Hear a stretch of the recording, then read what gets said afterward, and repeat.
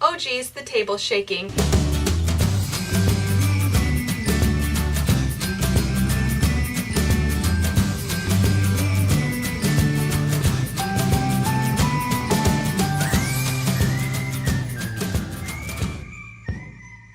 Hello and welcome to my channel here on YouTube where I regularly upload Mandobug crafts, my crafty video blog, but today's video is going to be a little bit different. I was tagged by Stephanie of the Crafty Garden podcast to do the Fiber Arts tag. So the Fiber Arts tag is basically a list of questions where you get to know a little bit more information about me. It's going to be a very chatty video, so if that's something you're interested, stick around. If not, I totally understand. I'll catch you next week for the next episode of Mandobug Crafts. So the first question in the tag, who are you? I am Amanda. You may know me on the internet as Mandobug. I'm pretty much everywhere as Mandobug. I haven't always been. Fun fact, I used to be Pumpkin Guts 13, and actually that's the email that this YouTube channel is associated with, and YouTube will not let me switch it, so I can't even get a custom URL that's Mandobug. I can only get one that says Pumpkin Guts, which doesn't make any sense. So, but that was years ago. I've since switched everything to Mandobug, which is a nickname that was given to me by my brothers. I've had several nicknames, but Mandobug was kind of the one that kind of stuck. Now they just pretty much call me Mando, but I still go with Mandobug. So, a little bit more about me. I am 28. I am married to my high school sweetheart, and we have 2 kids together who are 1 and 2, about to be turning 2 and 3. You may hear them. I hope you don't, but you might. And I live in a small town called Buckley, Washington, and this is where I was pretty much raised. I haven't lived here my entire life, but that's kind of where I've come back to, and I'm hoping to settle down in the region. I love Washington. I love the Pacific Northwest. So that is why I came back here. So the next question is, when and why did you start spinning, knitting, or crocheting? So I'll start with crochet because that's what I started doing first. So my grandma Sue, which I've talked about in previous videos, she passed away last year, she used to crochet all of the time, like all the time, and we spent a lot of time with her. We would stay the night. She would come over at least once a week and just kind of chat and hang out, and she always was crocheting. Well, up until the end, she got rheumatoid arthritis in her hands. She wasn't able to do it anymore, but I was just always fascinated. I would watch her for hours just crocheting away. She made a lot of blankets and she made a lot of dolls, and I think the dolls was what really excited me as a child. I was like, wow, I love your dolls. I want to make dolls. So when I was 9, I asked her to teach me, and she said, oh no, I think you're too young. Maybe when you're older. And I'm such a determined person. I got mad and I went to my mom. I'm like, Mom, she won't teach me to crochet. I want to learn to crochet. This isn't fair. And so my mom's like, well, I'll teach you. I know a little bit. So we went to Walmart and she got me a crochet hook and some red heart yarn and bought me a how to crochet book. I don't have it anymore. I don't remember what it was called. But so she bought me that book. We went home and she could remember how to chain, and that was it. So she taught me how she holds the yarn and how to chain. I had to since modify that because she wound the yarn way too tight on her hands. So then I learned to chain and chain and chain, and I slowly started teaching myself out of the book how to do like a single crochet and do more stitches. And so then when I showed up to my grandma's, I was like, look what I did. You said I couldn't do it. So that was pretty funny. And then she continued to help me hone my skills, like what I wasn't able to understand out of the book. And I learned real quickly that she didn't really know how to read patterns. So, and the more that I work with people that know how to crochet, they're kind of the same way. It's been passed down through their family, and their family members didn't really read patterns. They just kind of looked at something, looked at the stitches, and just kind of recreated based off of what you were looking at. So that's a lot of how I learned to crochet, was looking at something that was already made and just copying the stitches. We would make little towel toppers. Then there was a pattern that my great grandma had, I don't know if she bought or made. Oh geez, the table's shaking. This is my dryer, you guys. I don't know why it shakes my table in the craft room. Okay, I'm so sorry. I'll cut this out. Okay, note to self, do not try to record while the washer is running. I thought it was the dryer, but it's actually the spin cycle on our washer. We may have overloaded that load. So anyways, like I was saying, well, at least I think I was talking about how we would just kind of look at patterns and make it up based on that, and I think I talked about my great-grandma's towel toppers that we would just kind of recreate. So it was eventually down the road that my grandma was trying to follow a pattern and make a hat, and it was not turning out, and she actually had to turn to me. I think by then I was 10 or 11, and she had to have me make the hat for her because she couldn't do it. Looking back on it now, at the time I didn't understand gauge very well, but I did understand that the pattern said, you know, this weight yarn, this hook, and I never did a gauge swatch or anything, but she was using the wrong weight yarn and the wrong hook, and her hat was giant, and she also wasn't following the pattern correctly. So I thought that was kind of funny. So I kind of continued to crochet throughout my adolescence. It dropped off and picked up here and there. I picked it up a little bit again when I went into high school. I think it's because that's when my great-grandma passed away and I inherited a bunch of her yarn. It was a bunch of acrylic yarn, and I think that kind of inspired me to get back into crocheting again. I made, you know, all sorts of things. Blankets, amigurumi, and that kind of fell off for a couple years until I was in the military looking for some extra bucks on the side. I started making mohawk beanies and selling them to the guys that were going up snowboarding. So, and then once I got to Georgia, and it was like in the middle of nowhere, I really picked crochet back up again, and that was like 2013 or 14, and I think it was 2014. And, you know, crochet had before that typically been patterns on blogs is how I would get my patterns, or books from the bookstore, or blogs that people were sharing their free patterns on.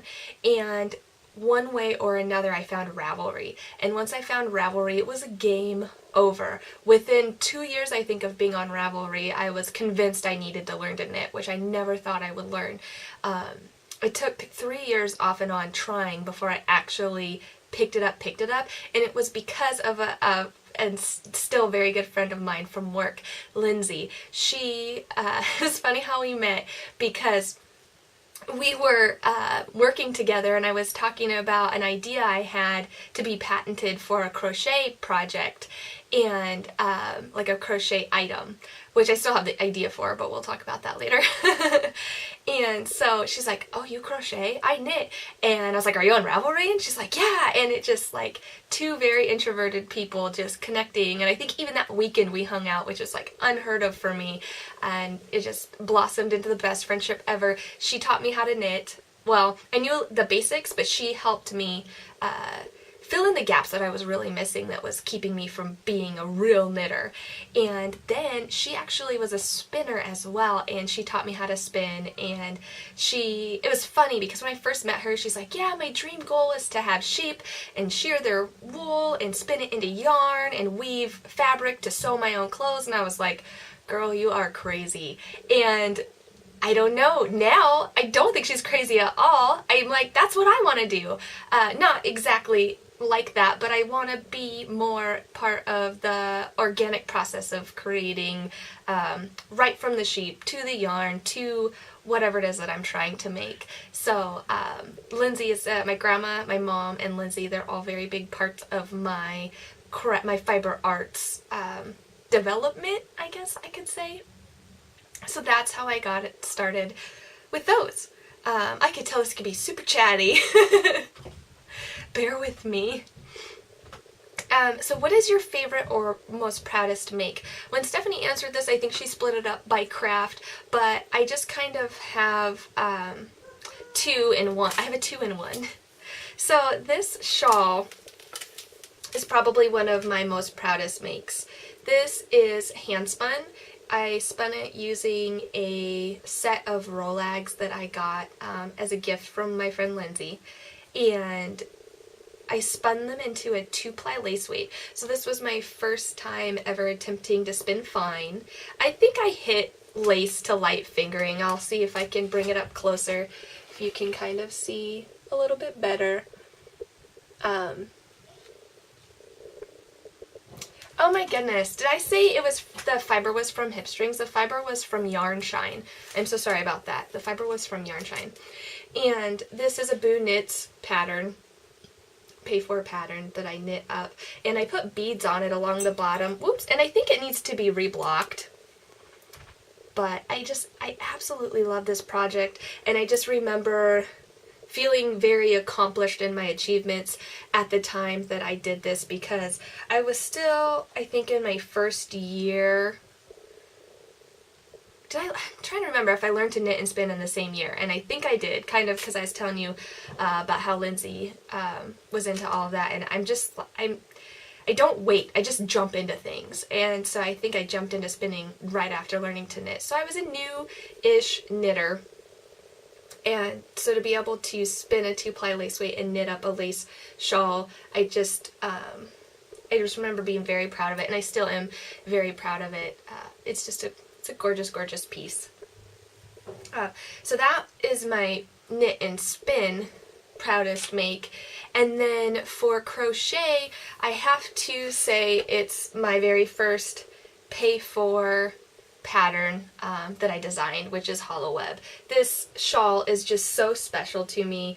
I think it really marks progression in my crafting abilities, and it's just really satisfying to have an idea and get it out for the first time. It feels amazing. It was a lot of work. It was a huge learning experience. But I love my shawl. I feel like it's unlike anything else that's going on in the crochet community, and I'm very proud of it. My favorite is the original Hollow Web shawl, which is black and orange, and I wore it a couple weeks ago and I can't find it. I think it may be piled with some clothes because my bedroom is a mess right now. Which it usually is a mess. I can't even say right now. It's usually a mess. You know, when you have toddlers in the house, there are areas that get neglected. This craft room is one of them. My bedroom is another one. There's just those rooms that you just like throw things in and shut the door. Keep the kids out, but you never have time without the kids to go in there and clean it. So yeah, I can't find the black and orange, which is my favorite, but this is the one that's in the pattern. I made it up in a cream and orange because I thought it may be nice to show the pattern in a more appealing set of colors than my Halloween taste. So, yes. Alright, so the next question is, what is your most disastrous make? And I left that in my bedroom. I gotta go get it. Okay, so I feel like there have been a lot of makes in my crafting experience. I don't want to call it a career. I guess you could call it a career. My crafting career, there's been plenty of makes where they have just been disastrous, and I've either ripped or frogged or completely thrown away whatever I was working on. Most of the times, if I'm not happy or it's disastrous, I just move on, you know. So this one is one that I kept, and I don't ever plan on getting rid of it because it's sentimental, but it's disastrous in the sense that it is just ugly. I was not an experienced crocheter at the time, and I just still had a lot to learn, and I know everyone has their beginner projects, and this is just really one of my beginner projects that never got discarded. So this was, and look at his little floppy head, oh my goodness.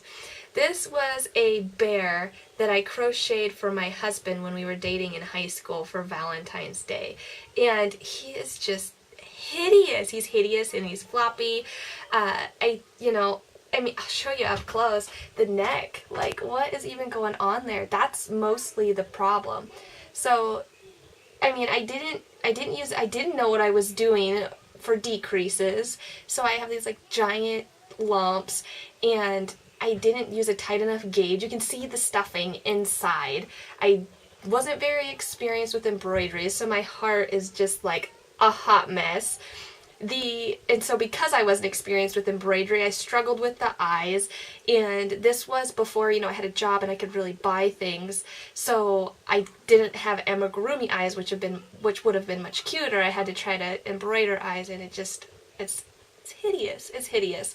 But Josh loved it when I gave it to him, and he kept it all these years, so I have to keep him around even though he's quite a disaster. I made him before Ravelry, so I didn't keep track of the pattern. I know it was a free pattern on a blog somewhere. There used to, and there probably still is. Before Ravelry, I would use a website called Free Crochet Patterns or Crochet Patterns, something like that. And it was literally just a list of links with the name of the pattern in there, and you have to follow the link, and hopefully the blog also had a picture with their pattern. It was very super informal. I feel like the crochet community, because of Ravelry, is just really refining their patterns and the way they display and just kind of what's available. I feel like there's really a nice boom going in crochet. There's been a lot of modernized or reinventing traditional patterns, and I'm really enjoying where things are going. That was a total tangent. But yeah, most disastrous, this guy. Well, that's still around, right? Because there's plenty of things that were disastrous and are gone. There's no traces left behind. So, do you have a favorite place to buy yarn or fiber? So, if you are familiar with me and my channel, you know that I work at my LYS, which is Maker's Mercantile. So, of course, I love Maker's Mercantile. I buy majority of my yarn and supplies there. They also have a website, so they are local to me, but they're also online. Besides Maker's Mercantile, I also like Eat Sleep Knit, which is an online store. They were pretty much, I considered them my online LYS when I was living in Georgia. They're based out of Georgia, but they were too far away from me to be considered my LYS. And then as far as local, there are some other local yarn stores around here. I just have not had the chance to get out to them yet. There is Tolt, and there is Church Mouse Yarns, and they have tea as well. You have to take the ferry out there, so I just haven't made my way out yet, but I hear great things about those stores. And of course, there are so many local yarn stores. Like, there's one that just opened even closer to me, but they're super new, and I haven't gotten into their shop yet, called A Little Nitty in Auburn. But I'm trying to think if there's any other... Oh, well, and then buying fiber and yarn, right? I also buy on Etsy. I love to support indie dyers and indie designers as well, but Etsy is a good place to find shops. Edgewood Garden Studios is one of my favorite, and they're local to me as well. They're based out of Puyallup, Washington, so when I order from them, fiber comes super quickly.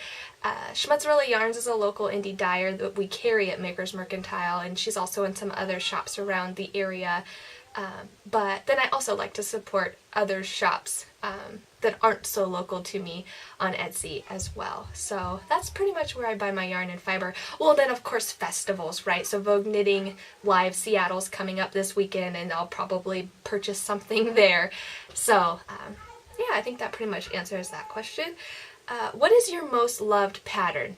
Oh, so my most loved pattern is also going to be one of my proudest makes, right? It's going to be my hollow web shawl. I can't, I'm so attached to this pattern that nothing means more to me than my first pay-for design. It's just really special to me. But if I have to pick somebody else's pattern, I would say The Winds Chief by Stephen West. And I'm choosing most love in the sense that I don't usually knit the same pattern more than once, and I have knit at least 3, I believe. I've knit at least 3 Winds Chiefs. I think they're just a perfect unisex beanie that's modern but has a twist, so it's like just edgy enough for people that aren't adventurous in their wardrobe to be like, yeah, I'd still wear that. It's just an amazing pattern. So it's hard to tell on this variegated yarn, but it's got this cool little ribbed spiral around the stockinette. So it's just a little bit of an edgy interest in the pattern. And it's super quick and easy to knit. So moving on to the next question, your most dreaded knitting, spinning, or crochet task. So definitely weaving in ends. I hate weaving in ends, especially on, like, I love multiple colored projects, but I always like steer away from them because I'm like, then I'm going to have to weave in all those ends. I think it's not so much weaving in the end that I hate, it's that it prolongs finishing the project. Like you think you're done, but you're not done. And sometimes when there's a ton of ends, it takes a lot longer than you thought to get them all woven in. So definitely for knitting and crochet, weaving in the ends.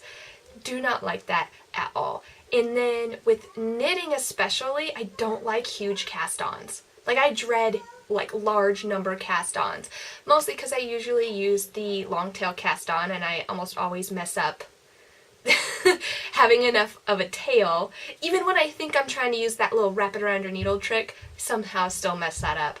And especially if it's a long cast-on that's then joined in the round, it's stressful. And then you have to count all those stitches, which is a lot. So I dread long knitted cast-ons. Oh. Crochet, I don't think there's anything specific to crochet that I dread, except I'm not a big fan of the bullion stitch. I struggle with it to keep it nice, to keep it looking nice. It may be because it's newer to me. I've only done it in a few projects, but I dread that. And then for spinning, I mean, I wouldn't say dread, but I usually am like, now I have to count the yardage. Like, I don't want I'm like lazy about having to count my yardage, because I don't count it as I wrap it on my nitty knotty, because depending on how much yarn there is, it's not practical for me, especially if I'm doing it while watching the kids. I usually come back and count it later, and I usually just sometimes don't until it's time to knit the project. Honestly, having the podcast, okay, the light fixed itself. The sun came out. Oh, it's bright. Okay, I'm gonna fix this real quick. Okay, sometimes, that's what I was gonna say. So the podcast usually keeps me accountable because when I talk about my finished spun yarn, I like to be able to give an idea of how much yardage I got out. So normally I will wait till like the last minute before recording to actually count the yardage. So that would be, I think, my answer for that. And then and what's your favorite task? For knitting, I would say, I'm not really sure that I have a favorite, just kind of like knitting in general, the stitches, the process of creating. I think the same for crochet, but then of course tied into the knitting and crochet is designing. I think designing is my favorite favorite thing to do. Let me preface that with coming up with ideas and making new things. Writing the pattern for me is a dreaded task. I hate writing up the pattern. I hate it so much, and that may be because I'm still new to it, and so I'm still struggling through the kind of the learning curve. But for now, I just like to make the new designs and then move on. And then my favorite task for spinning is definitely plying, because it's near the end and you get to see what your finished yarn is actually starting to look like. And for me, that's super exciting. I know plying is not everybody's favorite, but for me it's like, oh, and here's what I'm getting. Here's what this is turning into. So plying is my favorite spinning task. So, what is your favorite crafting entertainment? So, for me, I love video podcasts. I'm not super huge on audio podcasts, although I've slowly been getting into some non-crafty related audio podcasts on the way to work. So, I could see myself possibly getting into crafty related audio podcasts during my commute. But for the most part, I enjoy a good video podcast, and I'm mostly home with the kids. I let them watch cartoons on the TV, so I usually watch podcasts on a tablet or phone or laptop. And the list goes on and on, you guys. I'm afraid to start naming podcasts because I really don't want to leave any out, but I know that that's going to happen just because I follow so many people. I subscribe to pretty much as many people as I can keep up with. And, unfortunately, a lot of my favorite podcasters are not around anymore or are taking a break. And that's kind of what I find because I've been watching podcasts ever since I started my podcast, which would be an interesting question for the tag, because I'm always curious, like, why people started their podcast, when, and how did it happen. But yeah, so when I found out about podcasts, which was from my friend Lindsay when she taught me to knit and spin, I found her podcast through Ravelry when I friended her, and she was super embarrassed, and but I was like, no, this is amazing. I love this, and then I shortly started one afterwards. But you know, a lot of podcasters that I started watching back then are no longer podcasting. Like, the very first podcast I watched was Multicraftual, and that one's not around, and I don't think that one's been around for a few years. And they were actually one that I started from episode 1 and just kind of binge watched. Shortly after that, I started watching Amy Beth of the Fat Squirrel Speaks. That was one of the ones that Lindsay watched and had recommended to me.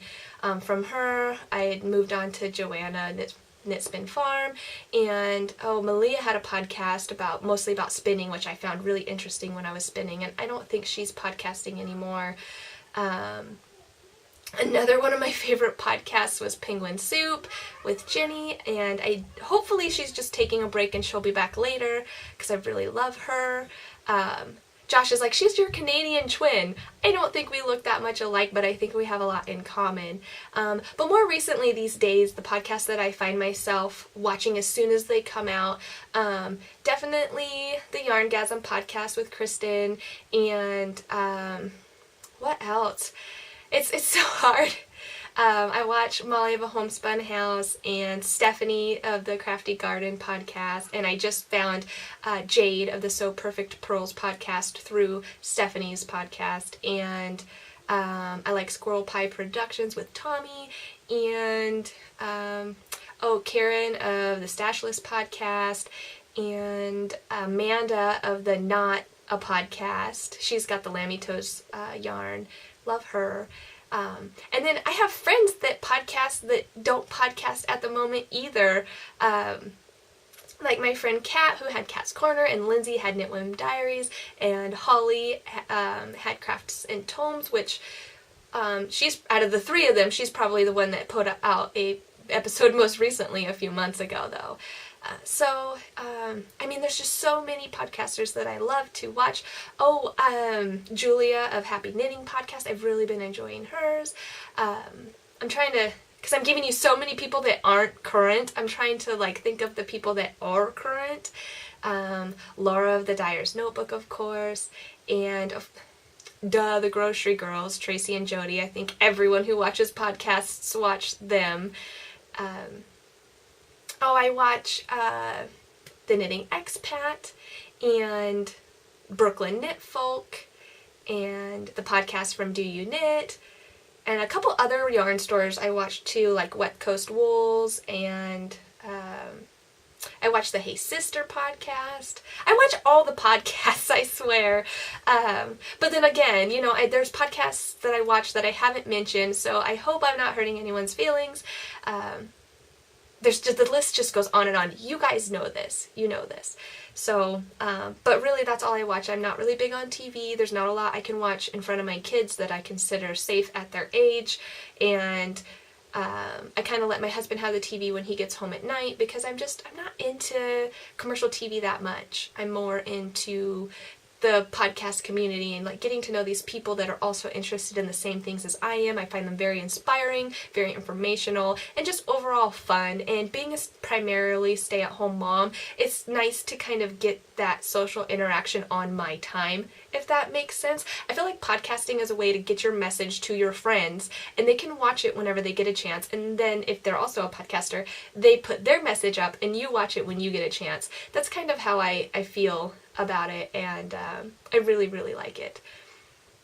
Okay, so for patterns, do you prefer books, magazines, Ravelry, or make up your own? I am 100% Ravelry all the way. I love the library you can have, so that when you lose your copy of the pattern or mark up your copy and want to make it again, you can just print a new one and it's all saved in your Ravelry profile. So if and when I can, I buy through Ravelry, and I really appreciate the designers who will give you, like, if you buy their book, you get the ebook through Revelry as well. I love that, because books, and I'm learning, like, with magazines, like, I am tearing this bad boy up, taking him with me, and, like, it's a big no-no to photocopy patterns because of copyrights, but, like, that would be the only way to save yourself from damaging like, magazines are thin and frail, and it's just getting damaged, and I'm worried about being able to preserve it. So anything where you can have multiple copies, so in case anything happens, that you can still access the pattern. So yeah, but I understand, well, you know, the whole copyright issue thing. They don't want people printing out 10 copies and handing them to 10 people. It's for your personal use, and I do that, and I respect that. So what else? Favorite brand of needles, hook, spinning wheel, or spindle? So my favorite brand of needles lately has been the Addy Rockets. I super love the slick and sharp tips. And so I used to use Knit Picks needles, which I do here and there, but I started because of their affordable nature, and I think they are a great affordable needle if you are looking for something starting out and you don't have a lot to invest. Knit Picks makes great needles, but if you have the money to splurge, the Addy Rockets are just absolutely my favorite. For crochet hooks, I like it's less about brand, more about the hook, right? I like the hooks that don't have the deep inset, and I know that's, like, contrary to most people. They like that deep inset on the hook with a really sharp point. I don't like it. I like the rounded. It's because it's what I started on. I don't remember, you know, which one that is, if that's the Susan Bates or the Boy. I think it might be the Bates hooks, but primarily most of what I use now are the Addy swing hooks, because they're super ergonomic in my hand, and they have that nice rounded tip that I prefer over the sharp tip. So that's for hooks. For my spinning, I haven't spun on a ton of wheels. I have my Ashford Traveler, which I absolutely love. I've spun on an Ashford Traditional, a Kromsky Sonata, and a Matchless, and the Matchless was, like, so smooth and quiet. It was amazing. But, you know, not to say that I don't love my Traveler, because I still really do love my Traveler. I just wish I had a jumbo flyer. But yeah, I can't really give a favorite because I haven't really experienced a lot, but of course my wheel is my favorite. And spindles I don't really use a lot, so I can't say. All I do know is that I have practiced on the Hip Strings cotton supported spindles, and those are super cute and super amazing. But other than that, I'm just not a big spindle spinner. I have my wheel, it's faster, that's what I go to. What is your favorite notion or tool? It's hard to pick just one, but I think my favorite, I have my little case here. I feel like locking stitch markers are a must-have, especially when you crochet as much as I do. You have to have locking stitch markers. And there's not one that I love more than the other. They're all pretty much the same. So I would just say blanket statement locking stitch markers. And then also, I feel like this is a must-have tool, is the bent needle for weaving in your ends. I don't remember. I think I won this as part of a Eat, Sleep, Knit, the games that they play in their store. I think it was one of the levels. I got sent a package of these, and I was like, what? I would have never bought a bent tip needle. But once I started using it, this is amazing. This is the only needle that I'll use to seam garments, like knitted pieces or crocheted pieces. It's the only needle I use for seaming, and I also really love it for weaving in ends. So I would say those are my favorite notions for knitting and crochet. And then for spinning, I have my Hip Strings wraps per inch tool, and I absolutely love that as well. The dog got a hold of the bottom, so that's a super bummer, but I still use it all the time. I absolutely love it. I use it to keep my spinning consistent. I use it to measure my wraps per inch, and she's got a ton of great spinning tools like this in her shop. If you can't tell, I really love her shop, and I would like to get some more spinner cards from her in the future. And she also has a podcast. I watch her podcast too. I forgot to mention that. See? See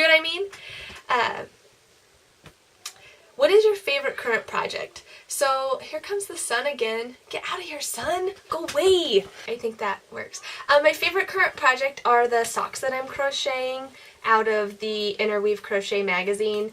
They are the birch cable socks. They are crocheted and cabled. This is Haiku Kobasi in the pumpkin colorway using a 2.5mm crochet hook. And I'm just really enjoying this. And you know, I've really learned about myself, which isn't super surprising. I absolutely love learning new things, new techniques, just anything that I've never done before.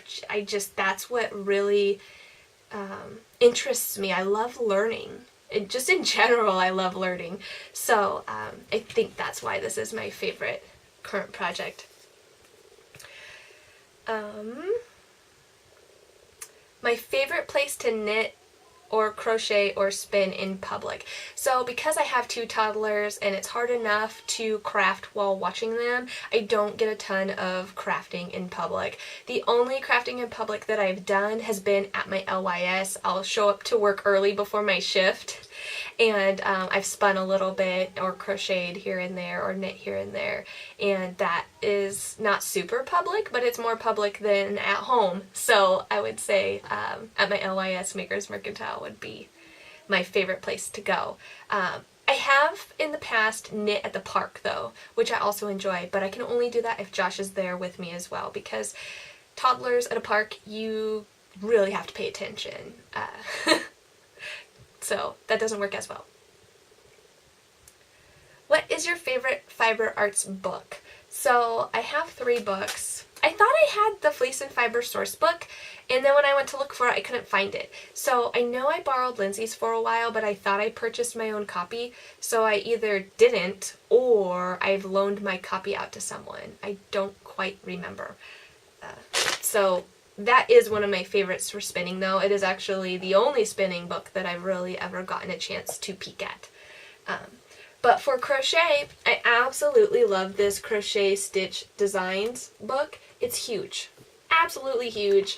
And I found it to be the most comprehensive book of stitch designs or stitch dictionary. And I find a lot of inspiration for my designs out of this book. So I really enjoy this book. And then also I picked this up last year for my birthday. My brother got me a gift card, and I used it to get this book, The Crocheters Skill Building Workshop, and this is also a really good crochet book. This book goes beyond the basics of crochet and into increasing and decreasing within pattern, especially complex patterns. It gives multiple ways that you can accomplish the shapes that you're looking to gain. You know, it's got the basic how to make a circle, how to make a square, how to, you know, curve your fabric, how to make dense or loose, or it's a very thoughtful book, and it's very helpful when it comes to designing. So if you're interested in crochet design or modifying patterns, this is an absolutely great book. And then I wanted to share a knitting book, but when I was looking at my shelf, you know, I don't really have a lot of knitting books. I don't know why, I just don't. I have a couple pattern collection books, and I thought I would share the one that I've knit the most things out of, which is the Op Art Socks book. This is a great color work sock book.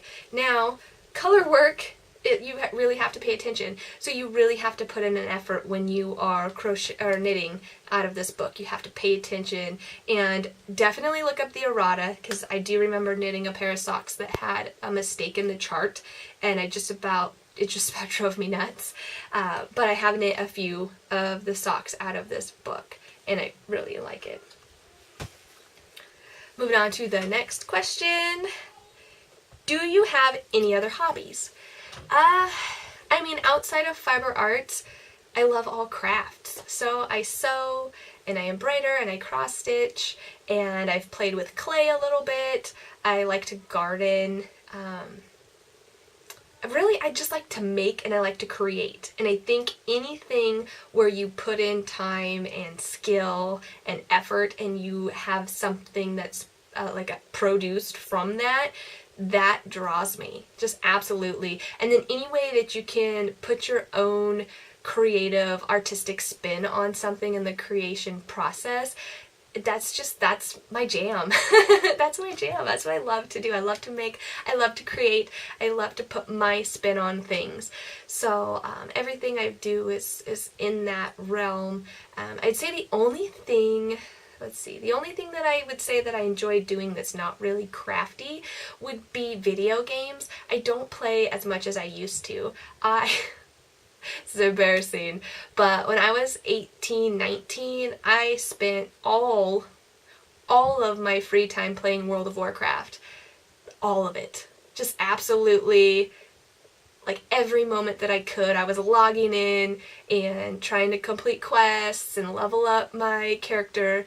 I never did reach the cap because I started late to the game, and you have to put a lot of work in to get to the cap level.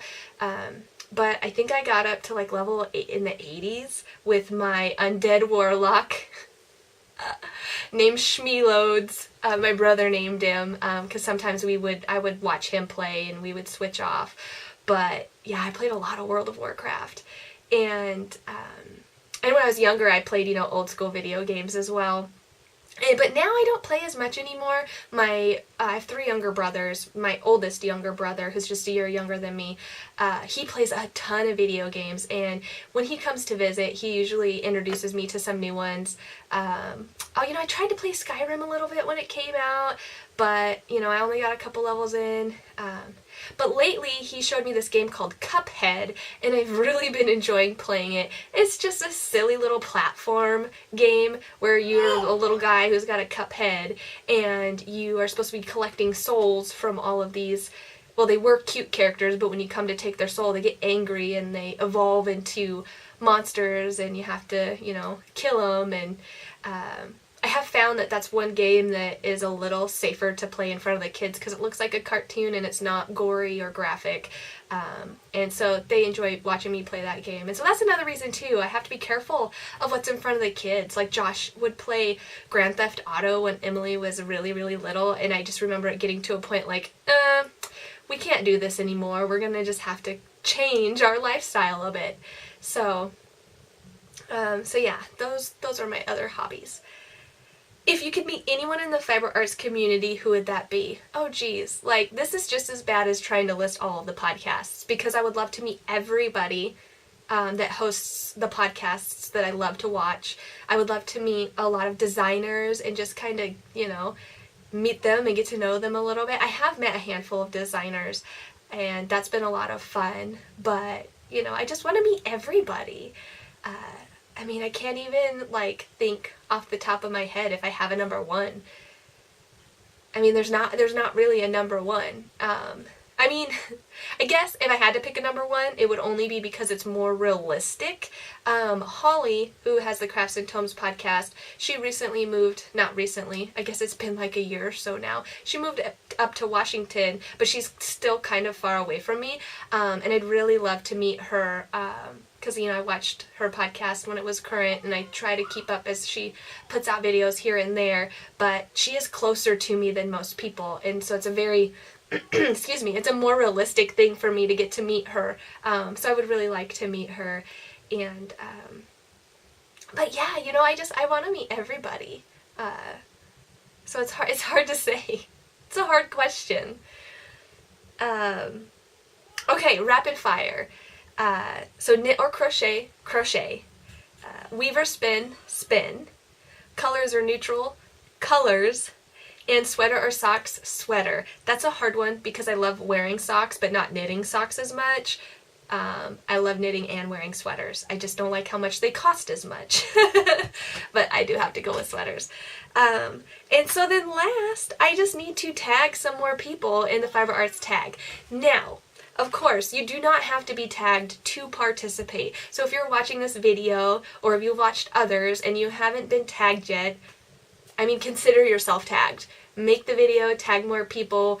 We want to see it. But as far as who I'm going to tag, I'd like to tag 3 people that I would love to see their fiber tag, but that may not do it because they haven't been putting up videos recently. And then I'd like to tag 3 people who are currently putting out videos that I think would do it, that I would also love to see. So for the 3 that I hope do it that may not would be Kat of the Cat's Corner podcast, Lindsay of the Knitwim Diaries podcast, and Holly of the Crafts and Tomes podcast. So I really hope you guys consider taking a little bit of time to put up a video. I'd love to see it, but do not feel pressured in any way to try to do it. I know there's a reason you guys are not putting up videos, and I respect that. I went through tons of hiatuses myself, so I totally understand. There are just times in your life that you cannot even carve out time to make a video, and I get that. And so for the 3 people that I do think I have a better chance at getting them to do the Fiber Arts tag would be Karen of the Stashless podcast, Molly of A Homespun House, and Julia of the Happy Knitting podcast. Those are 3 podcasts that I really love, and I would love to see their videos if they would choose to do so. Alright, so that's it for the Fiber Arts tag. I hope you guys enjoyed this video. I had a lot of fun. Thank you so much, Stephanie, for creating this tag and tagging me. And if you're new to my channel, come on over, check it out, subscribe, and stick around. And of course, if you're returning, I appreciate you guys for being here and chatting with me, and I'll see you guys next week. Happy crafting. Bye!